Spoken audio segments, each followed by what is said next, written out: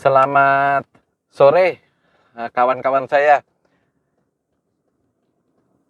Mungkin di rumah ada seseorang atau anggota keluarga kita yang menderita diabetes, atau mungkin kita sendiri menderita diabetes. Lalu mungkin banyak dari kita sendiri atau keluarga kita yang menyuruh seorang penderita pasien diabetes untuk tidak makan makanan yang manis-manis. Jadi kalau saya mengilustrasikan, ada dua orang. Yang pertama namanya A. A ini tidak menderita diabetes. Sedangkan B seorang penderita diabetes. Jadi A bukan penderita diabetes, B penderita diabetes. Kemudian karena si B merasa dirinya pasien diabetes, dia melakukan diet. Dia tidak makan nasi putih, dia tidak makan roti. Yang dia makan cuma sekali-sekali ya, nasi merah, umbi-umbian, bahkan sayur. Bahkan tidak jarang mereka yang pasien si B ini tidak makan sama sekali. Harapannya adalah menurunkan gula darah. Bahkan olahraganya pun sudah tergolong over. Sedangkan si A yang bukan pasien diabetes itu makannya banyak sekali. Makan teh gula, semua pokoknya yang manis-manis dia makan. Hari kelima kita cek gula darahnya, si A tetap saja normal. Si A gula darahnya 120. Sedangkan si B bisa gula darahnya bisa mencapai 600.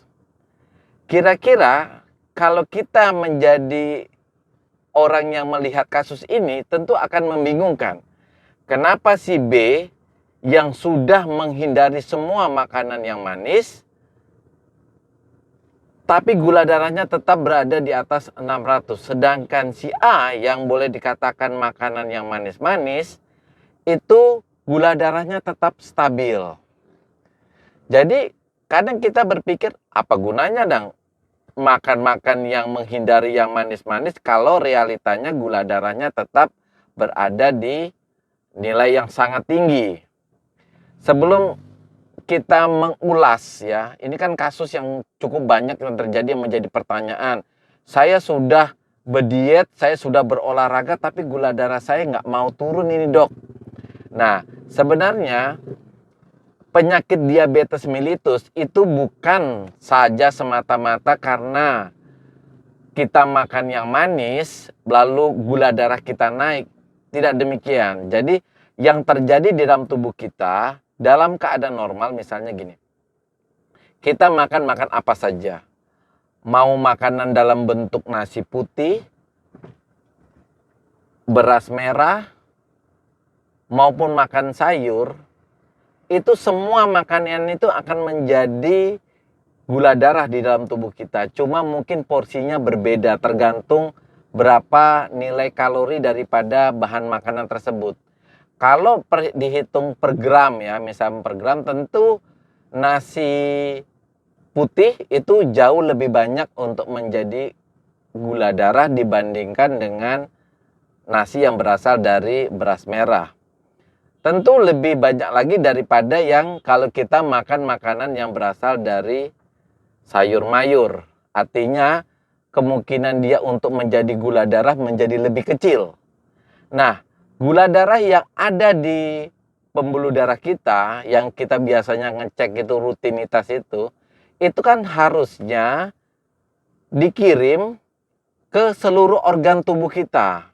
Dari otak, dari jantung, dari paru-paru, kemudian dikirim lagi ke ginjal, dikirim lagi. Pokoknya semua organ tubuh kita itu membutuhkan yang namanya gula, di mana ketika gula darahnya sampai ke semua organ tubuh itu, misalnya jantung ya, maka digunakan jantung sebagai sumber kalori.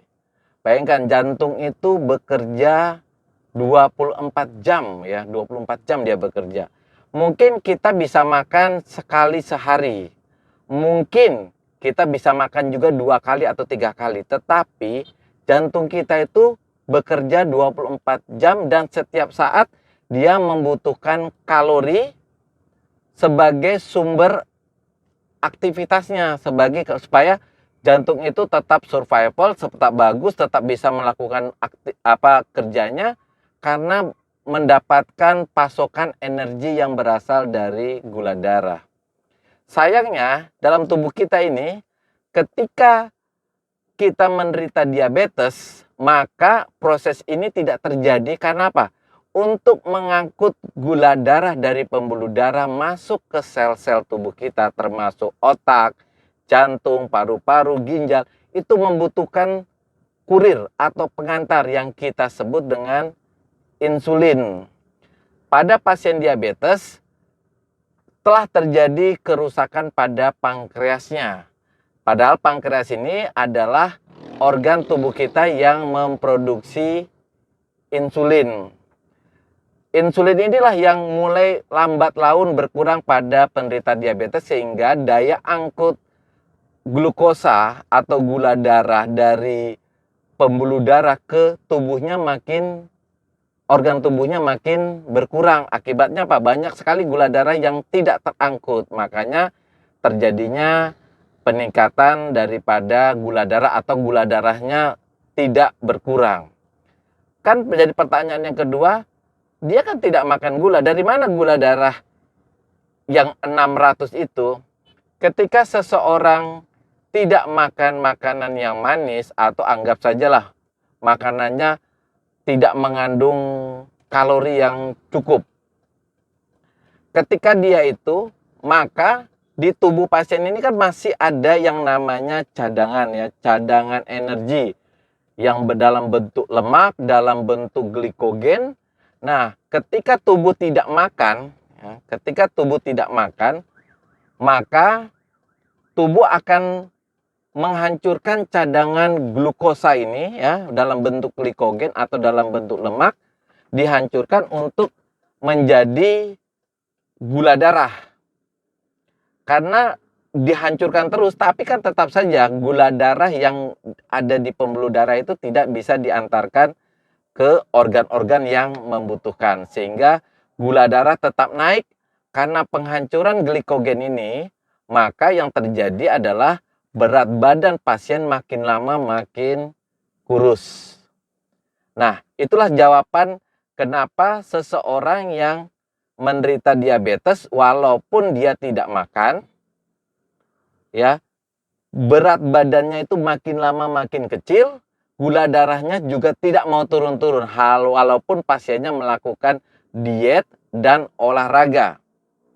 Kemudian si A yang bukan pasien diabetes, kenapa ketika dia makan gula darahnya tidak naik-naik? Karena gula darah makanan yang dimakan yang manis-manis itu tidak membuat gula darahnya naik, tapi gula darahnya itu disimpan sebagai cadangan gula, diantarkan ke seluruh organ tubuhnya sehingga gula darahnya tetap stabil. Jadi intinya gula darah naik atau tidak naik itu karena insulin yang diproduksi oleh orang normal atau si A ini adalah cukup, Sedangkan si B kemampuan pankreasnya sudah rendah. Jadi walaupun dia makan makanan yang manis atau tidak makan, tapi kemampuan insulinnya kan sudah tidak ada, sehingga tidak ada yang mengantarkan makanan ke organ tubuhnya. Itulah yang mengakibatkan si B terjadi peningkatan nilai gula darah, terjadi penurunan daripada